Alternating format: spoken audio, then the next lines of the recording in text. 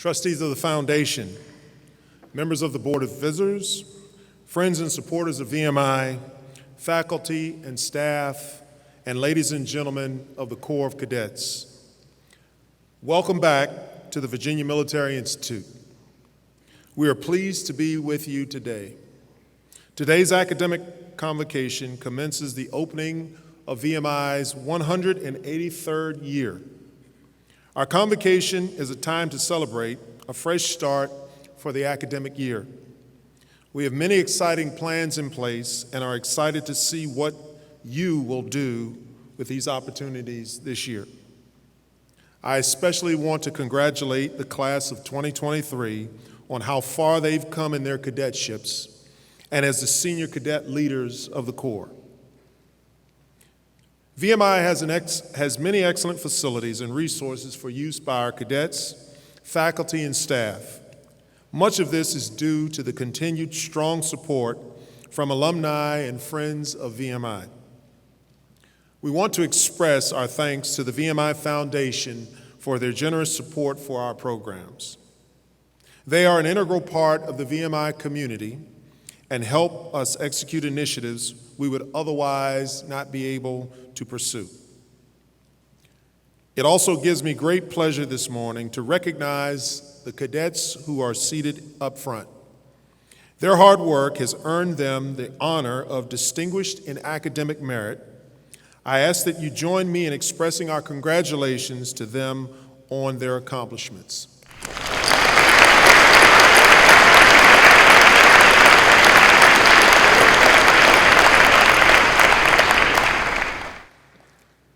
I would also like to recognize the many contributions of our faculty over the past academic year, from summer school instruction, study abroad trips, and conducting research, to mentoring cadets who were presenting their scholarships at conferences and serving in the local community. Thank you also for your continued service to the Institute.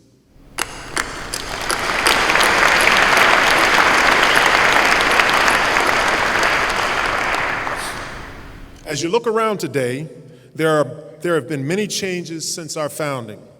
Teaching methods have modernized, our facilities are state-of-the-art, opportunities for cadets have expanded, and our daily schedule has evolved. These adjustments are necessary to address the changes in our society and to the Corps. Our nation and the world are different and require a diverse set of skilled leaders. These dynamics, which are ever-changing, cause us to continually assess our education methods and make further improvements. However, we know VMI is a school like no other, and some things will never change. Those, of course, are the foundational principles that make our system of education unique but so valued. The honor code, our class and regimental systems, and the physical demands that begin with the rat line. We are firmly rooted in a strong sense of honor and service in all of our endeavors. Our cadets come here to learn in the classroom, but also to become leaders and commit to a life of honor and integrity.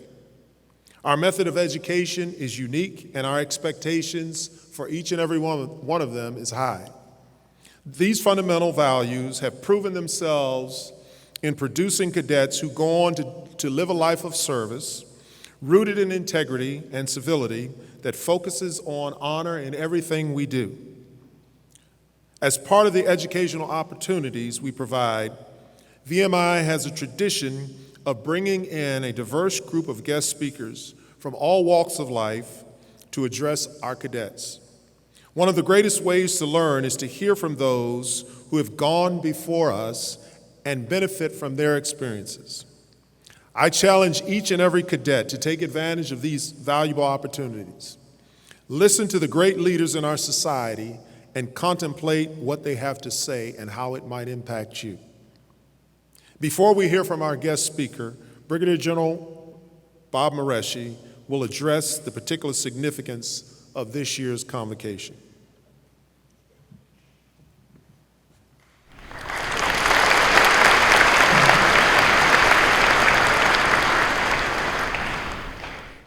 Thank you, General Wins.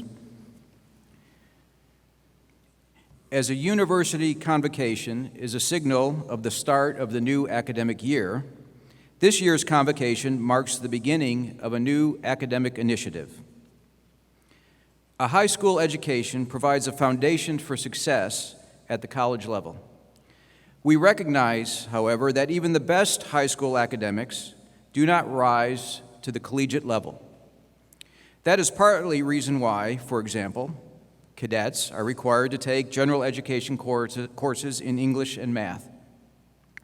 During high school, most, if not all, cadets, you took a civics course. A civics course is a good foundation in the process of transforming young adults into model citizens.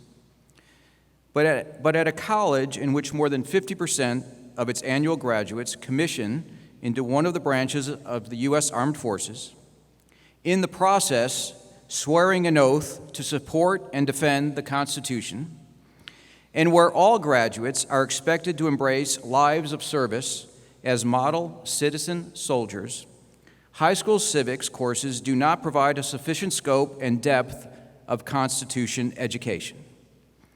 For that reason, the Institute has initiated efforts to develop curriculum and programming in American constitutional history. Thanks to the generosity of Mr. Conrad Hall, VMI class of 1965,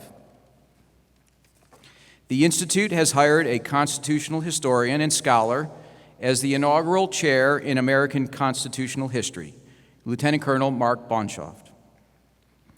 Dr. Bonshoft earned his PhD in history from The Ohio State University for his dissertation, Creating a Civilized Nation, Religion, Social Capital, and the Cultural Foundations of Early American State Formation. He has served on the faculty at Norwich University, Duquesne University, and as Executive Director of the American Society for 18th Century Studies.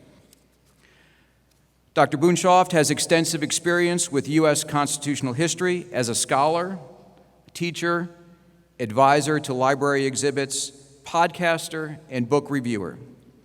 His published work, Aristocratic Education and the Making of the American Republic, was a 2021 finalist for the George Washington Book Prize. Dr. Bonshoft will now come forward to introduce our convocation speaker.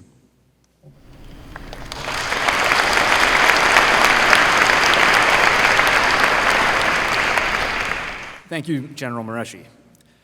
It's my great honor to welcome today's speaker, Judge J. Michael Luttig, to the Virginia Military Institute. Judge Luttig is no stranger to Lexington, having graduated from Washington and Lee University before embarking on his career as a lawyer and a jurist. Yet today is a particularly timely moment for him to join us at VMI. As General Mareschi said, this year the Institute is launching a new program in United States constitutional history, which will consist of annual events and a core curriculum course required of future classes of VMI cadets. At the same time, the VMI Center for Leadership and Ethics annual leadership theme this year is the courage of convictions, and its flagship conference later this fall is entitled Principled Dissent, Navigating Moral Challenges. With all of that in mind, I can think of no better individual to speak with us today. To be sure, Judge Luttig has had an incredibly successful career in the private sector, working for Boeing and for Coca-Cola. Yet it is his long record of public service and the courage of convictions that he has shown, often through principled dissents, that make him an ideal figure to address the VMI community on the topic of the United States Constitution. After serving as associate counsel to President Ronald Reagan, Judge Luttig clerked for leading lights of the federal judiciary, first then Judge Antonin Scalia, followed by Chief Justice of the United States Supreme Court Warren Burger.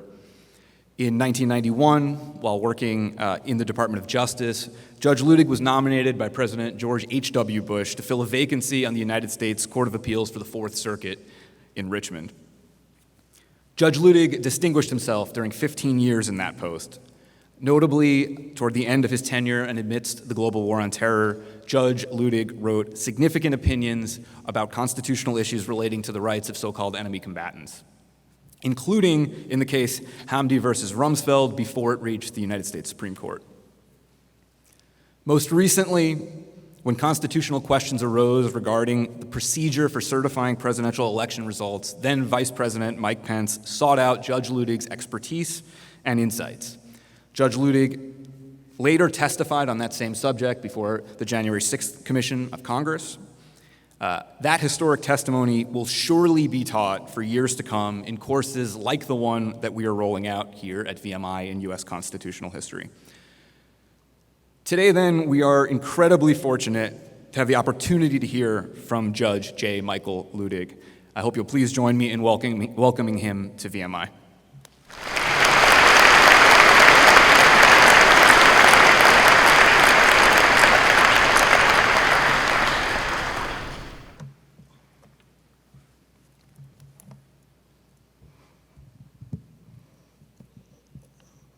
Such as it is following the general.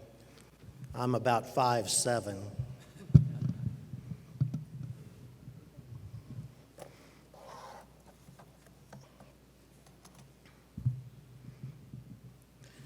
Thank you, Professor, for that kind introduction, and an especial thanks for the parts that are not true and those that are wildly embellished, if there's a seed of truth to those at all. Cadets of the Virginia Military Institute, I'm honored beyond words to have been asked by VMI to be your 2022 Convocation and Constitution Day speaker. Thank you, VMI, and especially thank you, cadets of the Virginia Military Institute. We, the people, in 1787, ordained and established our Constitution in order to form a more perfect union.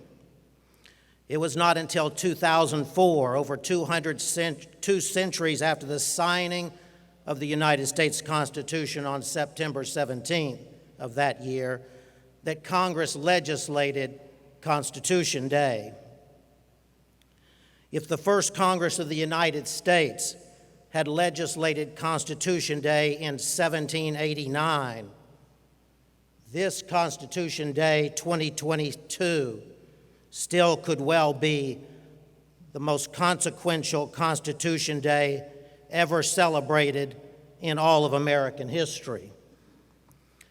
On this Constitution Day, our country, our institutions of government and governance, the institutions of our democracy, and our institutions of law and law enforcement are under vicious, unsustainable, and unendurable attack from within our own country.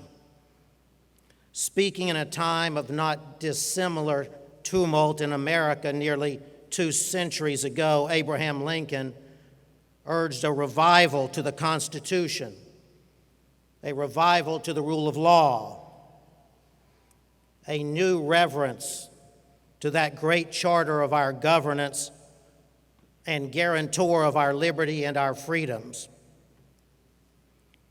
Let reverence for the laws, the 29-year-old Abraham Lincoln implored our country, be breathed by every American mother to the lisping babe that prattles on her lap. Let it be taught in schools, in seminaries, and in colleges.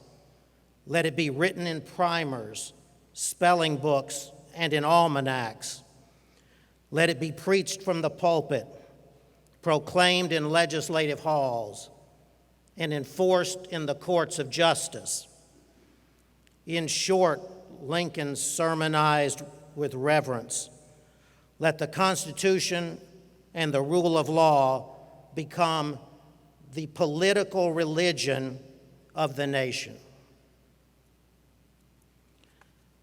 America is in desperate need of such a revival to our Constitution and the rule of law, like our 16th President of the United States urged for the nation in 1838.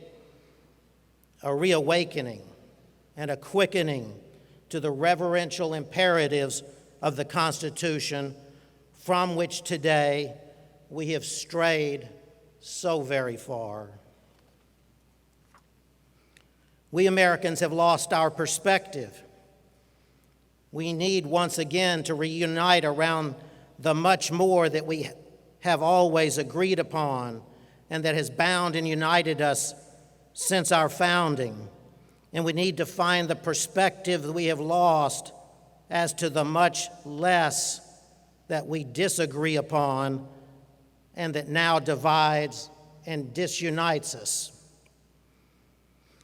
Thus, it is nothing less than the constitutional fate that brings us together this Constitution Day in the year in which your inspiring, ethical, moral, and I will add today, patriotic leadership theme is the courage of conviction. For the courage of the convictions of American patriots like yourselves is what it is going to take for all of us to support, protect, and defend our imperiled Constitution on this Constitution Day 2022. The evidence of the precarious state of our Union, our Constitution, and our democracy abounds all around us, and so it is that these perils are the most fundamental issues facing our nation today. A stake was driven through the heart of America's democracy on January 6th, 2021, and nearly 2 years later, our democracy is still teetering on a knife's edge. A recent Quinnipiac poll showed that even America's two political parties, the political guardians of our democracy, believe that the nation's democracy is in danger of collapse. Mirroring the same concern of our population at large, nearly 3/4 of both the Republicans and Democrats agree that our democracy appears to be on the verge of collapse. These are stunning, and they are grim admissions and confessions of what we Americans believe today about the condition of our Constitution and our democracy. Poll after poll after poll the past few years show plunging respect and support for all of the institutions of American government, democracy, law, and law enforcement. The most recent polling on the Supreme Court of the United States shows that only 48% of the public views our nation's highest court favorably, with 49% viewing it unfavorably, the largest percentage of the public to view the court unfavorably in the past 3 decades, according to the Pew Research Center that conducted the poll. The Supreme Court is no outlier.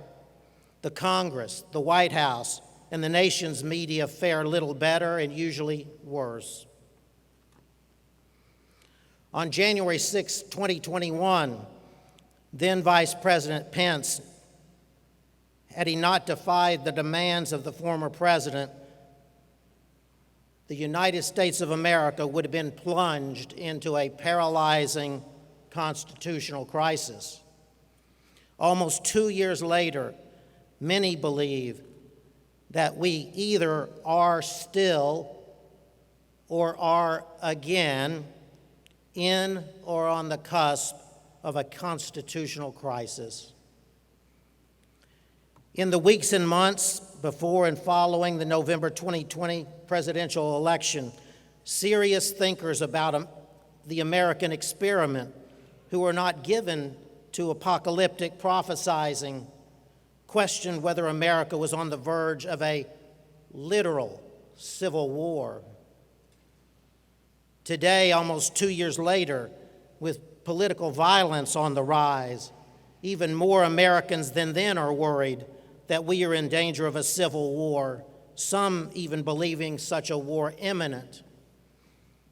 I hopefully posed only the lesser rhetorical question in my congressional testimony in June. is even a figurative civil war to be our generation's legacy to posterity. And finally, foremost in the nation's conscience, this Constitution Day is still that fateful day in January of 2021 as Congress continues its hearings into the attack on the United States Capitol and the obstruction of the proceedings of the joint session of the Congress to count the votes for the presidency of the United States of America. Almost 2 years thence, the former president, once again the presumptive Republican nominee for the presidency, his allies and his party cannot even agree on whether that day was good or bad, right or wrong. Worse still, it cannot agree even over whether January 6th was needed or not. If one of the two political guardians of our democracy cannot agree as to whether the violent riot and occupation of the United States Capitol that obstructed and prevented the constitutionally prescribed counting of the votes for the presidency of those same United States was reprehensible insurrection or legitimate political discourse, we all can agree on nothing. Such is the dangerously perilous state of our union, our democracy, and our Constitution on this Constitution Day, 4 years shy of the 250th anniversary of the birth of ours, the greatest nation in the history of civilization. America was at war on January 6, 2021, but not against a foreign power. We Americans were at war against each other, at war against ourselves over our own democracy. January 6 was a dark day in the history of the United States, one of our country's darkest days. On that constitutionally prescribed day for choosing the next American president and peacefully transferring the executive power of the United States from the incumbent president to his successor, there was not to be a peaceful transfer of power for the first time in the history of our republic. Over a year and a half later, in continued defiance of our Constitution and our democracy, the former president and his political party allies still claim that the 2020 election was stolen from the former president, despite their knowing that every shred of evidence proves that claim false. And all the while, this false and reckless insistence that the former president won the 2020 election has laid waste to Americans' confidence in their government, in their elections, and in their Constitution. Cadets' false claims that our elections have been stolen from us corrupt our democracy as they corrupt our nation and as they corrupt us. To continue to insist and persist in the false claim that the election was stolen is an affront to the Constitution and to our democracy, an affront that is without precedent in our history, and that we must ensure will be without precedent in our future. Democracy is the process through which we choose in our national elections those who we want to represent us and govern us, including, most importantly, the President of the United States. In turn, using the power that we entrust with our representatives, they, in trust, govern us. The 2020 election was not stolen, but if one of our national elections is ever stolen from us, in the way that was attempted last presidential election, our democracy will have been stolen from us. To steal an election in the United States of America is to steal America's democracy. The war for America's democracy that began on January 6th was just the next battle in the cultural war for America's heart and soul that has been ravaging America for years now. Both of these wars are raging to this day. And like our war from a distant time, these wars are testing whether this nation or any nation so conceived in liberty can long endure. These senseless wars are of our own making, and they're now being waged throughout the land, in our city centers and town squares, in our streets and in our schools, where we work and where we play, in our houses of worship, even within our own families. Are these wars being waged? These wars were conceived and instigated from our nation's capital by our collective political leaders, and these wars have now been cynically prosecuted by them to the point that America itself has become the stake in this deadly game of thrones that our leaders have recklessly played with our country. Though these wars that we are waging against each other are over our lost morality and what is to be our new morality, they are immoral wars, not moral ones.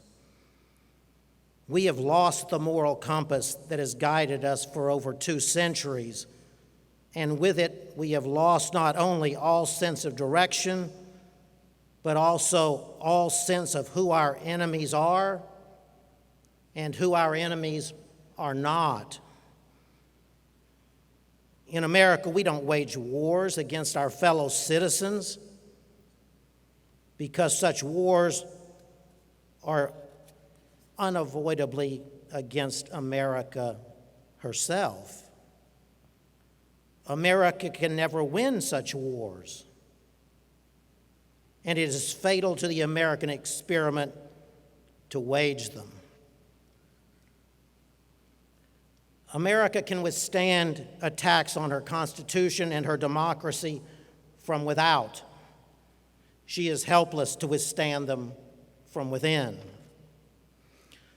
The relentless assaults and attacks on America and its democracy from within that we have witnessed and experienced over the past years, of which January 6 is one and the most heinous example, are leveled for the purpose and with the objective of drawing into question the very legitimacy of the institutions and instrumentalities of our law and our democracy, and therefore our country.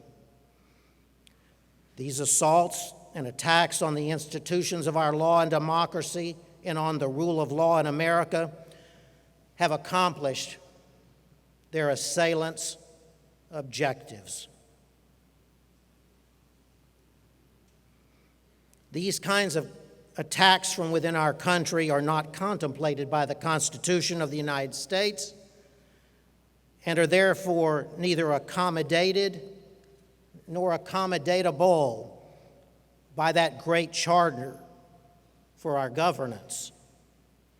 America is not in constitutional crisis until and unless the Constitution and our institutions and instrumentalities of law and democracy are under withering, unsustainable, and unendurable attack from within. Then and only then is our constitutional order in hopeless disorder. Only then is America and America's democracy in peril.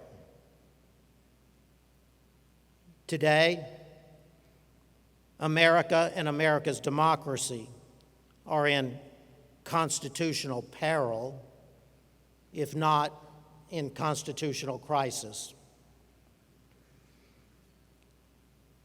And it's no wonder. Every day for years now, we've borne witness to, if we have not participated ourselves in, if we have not participated ourselves in these vicious partisan attacks on each other and on the bulwark of our democracy, our institutions of governance and the institution and instrumentalities of our law and of our democracy. Every year, for too many years now, we have witnessed and participated in attacks on our institutions of law, our nation's judiciary, our Constitution and our laws, and then on our institutions of law enforcement, all the guardians of our democracy and of our freedom. For years now, we've been told by the very people we trust and entrust to preserve and protect our institutions of law and democracy that these institutions are no longer to be trusted, no longer to be believed in, no longer deserving of cherish and protection. If that is true, then it is because those with whom we have entrusted these institutions have themselves betrayed our sacred trust. And it does seem at the moment that we no longer agree on our democracy, or so we've been told. Nor do we any longer seem to agree on the ideals, the values, the principles upon which America was founded, and that were so faithfully nurtured and protected by the generations and generations of Americans that came before us. Yet, we agree on no other fundamental ideals, values, and principles either. All of a sudden, it seems, or so we are told, that we are in violent disagreement over what has made America great in the past and what will make her great in the future. In poetic tragedy, political campaign slogan has become divisive political truth. And there's no reason to believe that agreement about America by we Americans is anywhere on the horizon, if for no other reason than that none of our leaders, and so therefore none of us, is interested in agreement, at least for the time being. In the moral catatonic stupor that America finds itself in today, it is only disagreement that we seek, and the more virulent that disagreement, the better. Our poisonous politics is destroying us. We Americans seem no longer to recognize, in either sense of the term recognize, the virtues of character that have been taught, instilled, and celebrated in our society and in all civilized societies since the beginning of time. Honor, integrity, truthfulness, honesty, humility, selflessness, duty, obligation, responsibility, bravery, courage, and country. Much less do we any longer agree on what is right and what's wrong, what is moral and what is immoral, what is virtuous and to be pursued and what is not virtuous and therefore not worthy of pursuit, what is to be valued and what is not. We no longer agree even on what is and is not acceptable conduct and discourse in our supposed civilized society, or for that matter, even on the outer limits of tolerable conduct and discourse in our society. We cannot even agree on what is fact and what is fiction, or on what is truth and what is falsity. We disagree on what ought to be the law and what ought not be the law. We do not even agree on what of the law that we agree is law binds us all, and what of it only binds some of us all.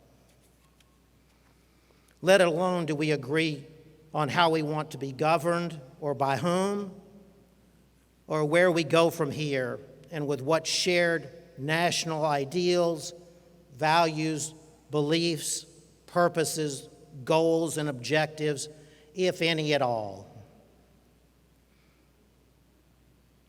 No society and no democratic society can long endure with such polarized disagreement over these most fundamental of matters essential to any union.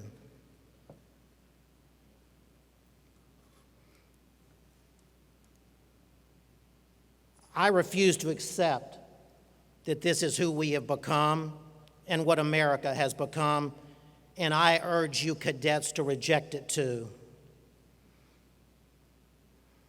What I believe is that we all have now been told for so long by the political demagogues and charlatans among us that this is who we have become and what America has become, that it is our fellow citizens who no longer believe in these fundamental matters and in America herself, that we've come to believe these demagogues and charlatans, and therefore we have begun to act toward our fellow citizens as if they were our enemies, when in fact they are anything but.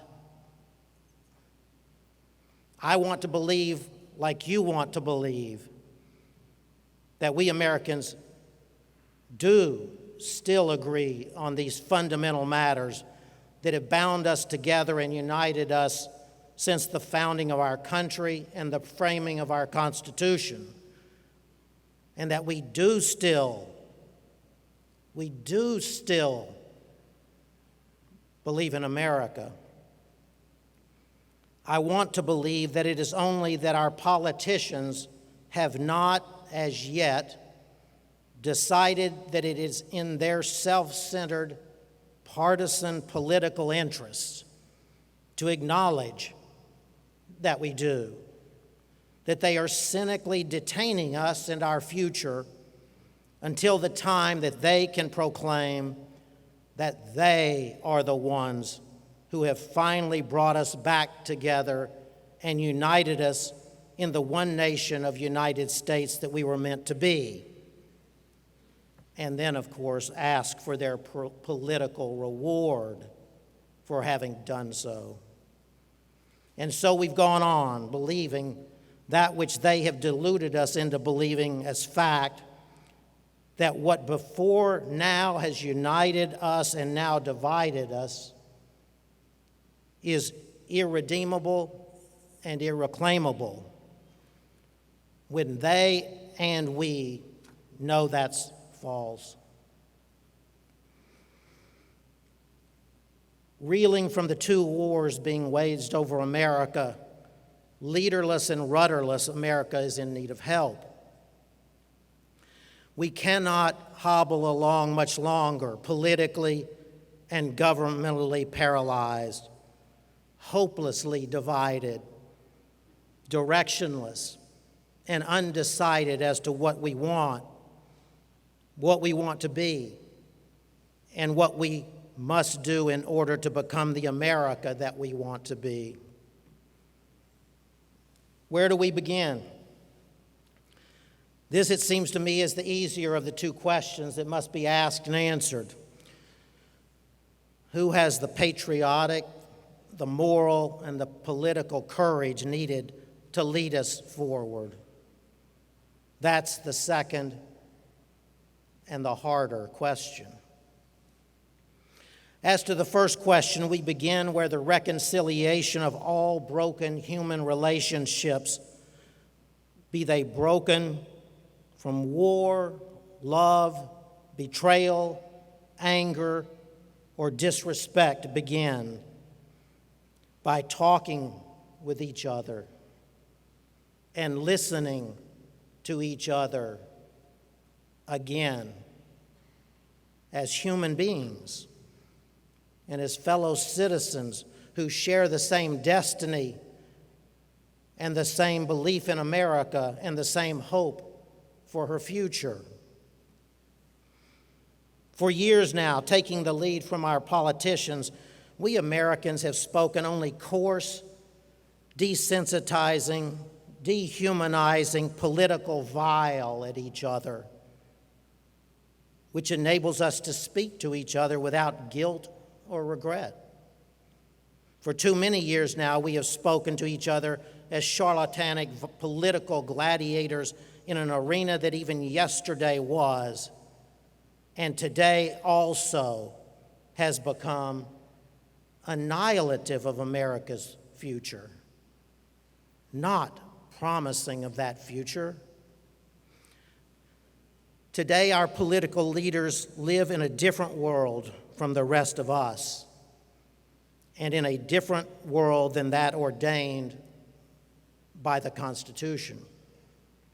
They live in a fictional world of divided loyalties between party and country, a world of their own unfaithful making. Today, our politicians live in a different world. They believe they never have to choose between partisan party politics and country, when in fact they are obliged by oath to choose between the two every single day, and every single day they defiantly refuse to choose.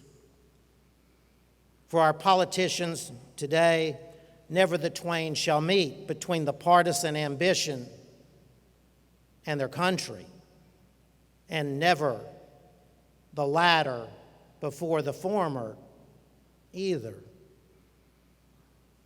Our political leaders have proven themselves unwilling and incapable of leading us. Our political leaders having failed to lead us, to whom do we turn? The answer, cadets, lies in the first 7 words of the Constitution, written by the prophets of our nation's founding. We turn to ourselves, to we, the people of the United States. We must come to the aid of our struggling America. We are the ones constitutionally possessed of the power over our governance and thus over our destiny. Just as we vest and entrust our power in our leaders, so also can we divest of that entrusted power the demagogues and charlatans among our political leaders who have betrayed us. And we can do this as soon as at the time of the next election. And that is exactly what we need to do. Then we need to ensure that those in whom we choose to place our trust tomorrow understand better than their predecessors of today that they serve us as our leaders and are obligated by no lesser authority than the Constitution of the United States of America to represent our interest and our nation's interests at the seat of government. Once we have reclaimed our country, our democracy, and our Constitution from these politicians who have betrayed us, we the people must end the annihilative wars over our democracy and for the cultural heart and soul of America that these politicians have cynically prosecuted in our name for their own political purposes. And then we Americans need to resolve to decide again, as our forefathers and foremothers did for us once before, who it is that we want to be and what it is that we want America to be. As our case is new, we must think anew and act anew, Abraham Lincoln would urge upon us. We must disenthrall ourselves from the bondages of our political demagogues, and then we must map our own way forward, as did our forefathers and foremothers before us. To begin this task of redefining who we Americans are and what we want America to be, we need to begin talking with each other again as allies and friends, not as mortal enemies. We need to listen to one another again as human beings and fellow citizens who do share the same destiny, the same belief in America, and the same hope for America's future. Civility must again become the hallmark of our conversations with each other about our country and our future. Civility is not a sign of weakness, as we've been told of late. Rather, it is a sign of strength, great strength. And civil sincerity is always subject to proof.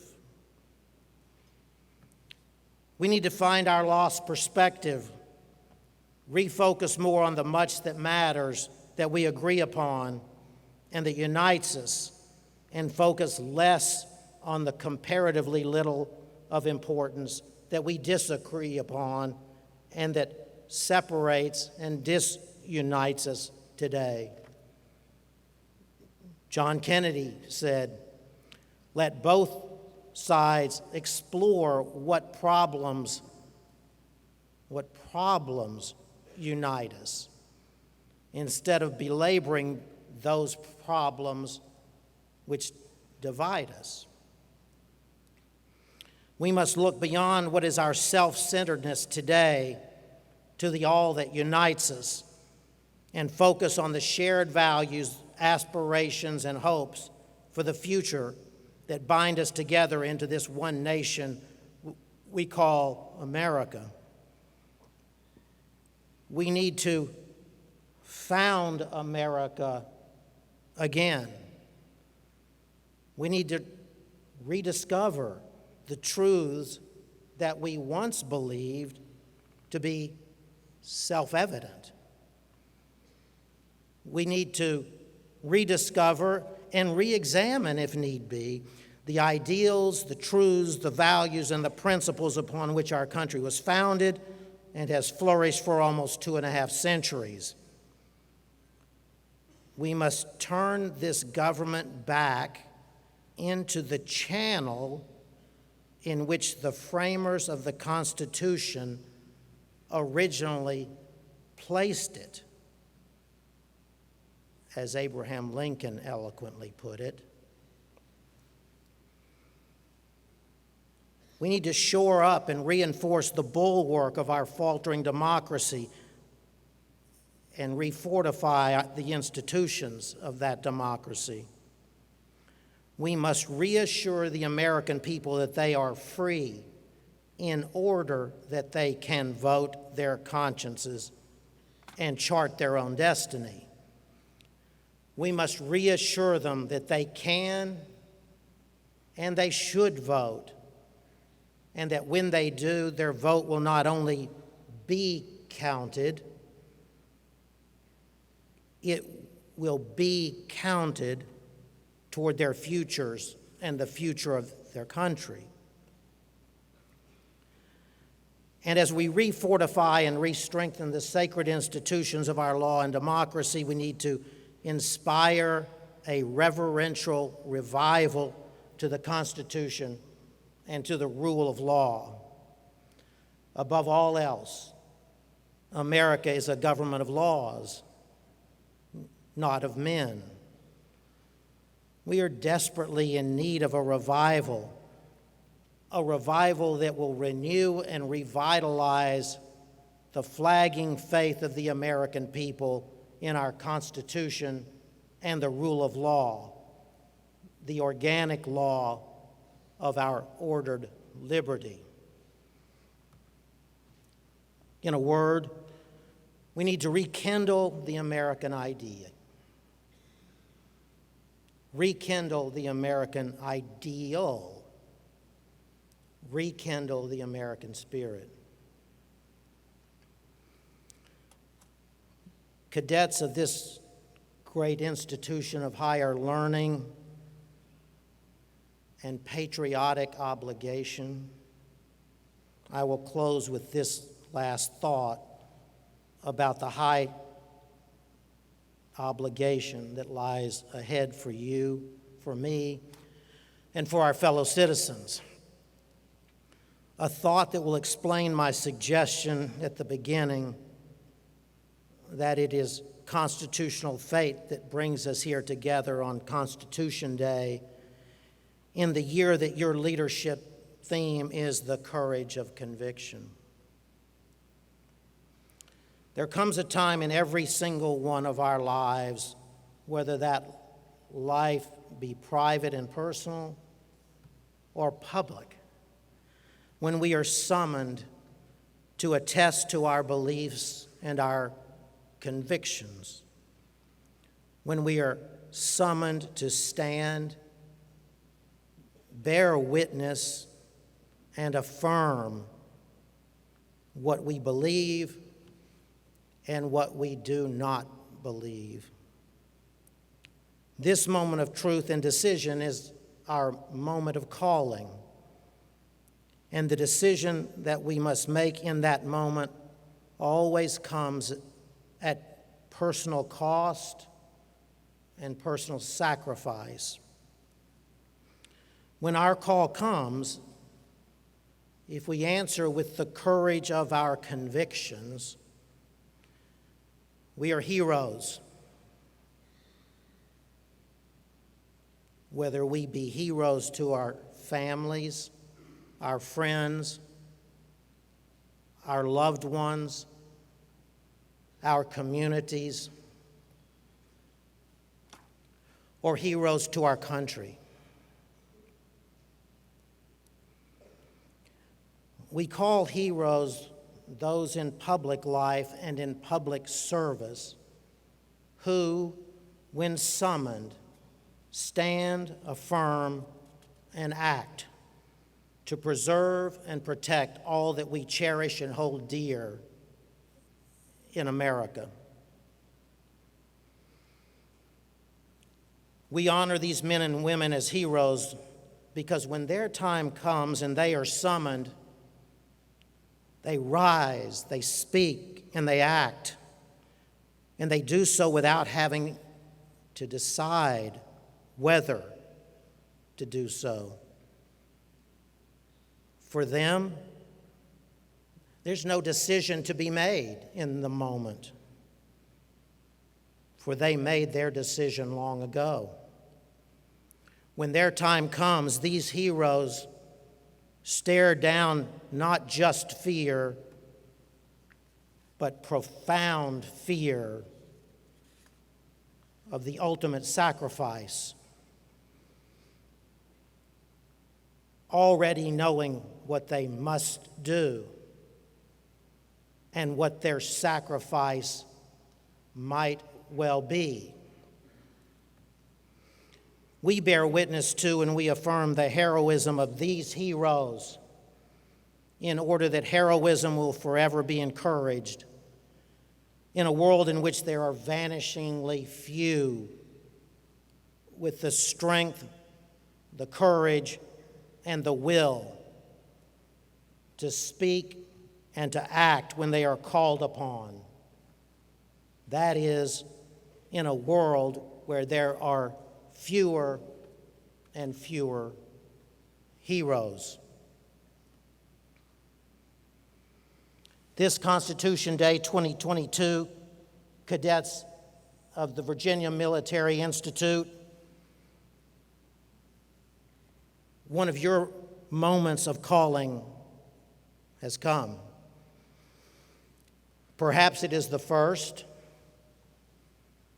but if it is, it certainly will not be the last. You, as all of us Americans, are being summoned to stand, bear witness, and affirm that you believe in America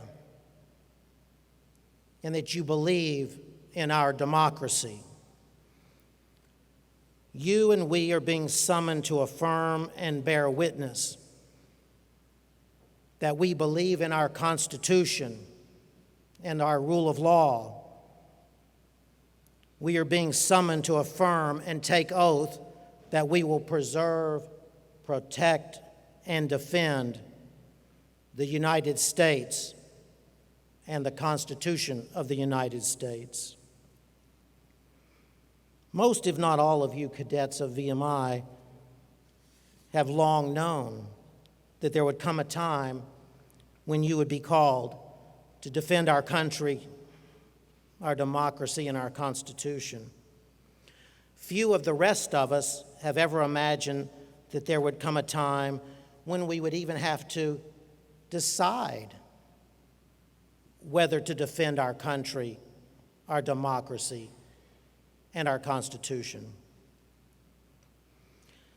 Likely, none of us ever imagined that this moment of national truth and decision for us would come because our own political leaders and so many other of our fellow citizens would have either been silenced by those who fear their voices or would have silenced themselves out of political fear for themselves.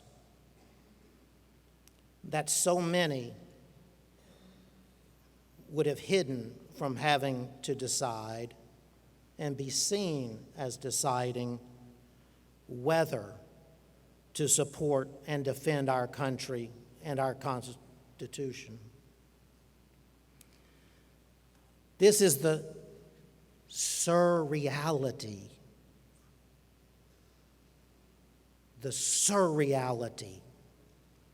of the moment in which we find ourselves. But this is our moment. This is the moment that we must seize with the courage of our convictions. Where our political leaders have shown us they have neither the character nor the courage required for this national patriotic task, we the people have both, and in abundance. We have the character as well as the patriotic, moral, and political courage that's required. If we answer this call from our country with the courage of our convictions, we can quickly steady and right our listing ship of state. America will soon again be the proud nation that we were not that long ago. America and her democracy will once again be the beacon of freedom and the envy of the free world that we have been since the day of our founding 246 years ago. There could be no greater honor that we could bestow upon the American patriots and heroes who, before us, have been called and who have stood, affirmed, and borne witness, and at the price of the ultimate sacrifice, borne witness to what they believe and what they believe in for America. There could be no greater assurance to these that their patriotic efforts and their heroic sacrifices were not in vain. Our task is great and the hour is late. Godspeed, proud cadets of the Virginia Military Institute, and again, thank you for inviting me to join you for Constitution Day 2022.